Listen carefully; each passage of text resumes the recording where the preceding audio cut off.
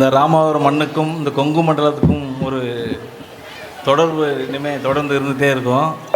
இந்த கும்பாபிஷேகத்துக்கு ஒரு முக்கியமாக ஒரு விஷயம் சொல்லணும்னு நினச்சேன். கொங்கு மண்டலம் கும்மியாட்டம் நீங்கள் சொன்னதுனால சொல்கிறேன், நான் பிரித்து பேசலை, எல்லாம் ஒன்று தான். நம்மலாம் இருந்தாலும் இந்த கோயிலுடைய வளர்ச்சிக்கு முக்கிய பங்காக இருந்தது கொங்கு மண்டலம் தான். அதில் எந்த மாற்றம் இல்லை. அது யாருன்னா அரண்பணி அறக்கட்டளை அப்படின்னு ஒன்று, கோவை அப்படின்னு ஆரம்பித்து பவானி ஐயா இருக்காங்க. அவர் பேர் சொல்லக்கூடாது, நீங்களே விசாரித்து கேட்டுங்க. பவானி ஐயாண்டா யாருன்னு கேட்டுக்குங்க. இருந்தாலும் சொல்கிறேன், அவர் பேர் பவானி தியாகராஜன்.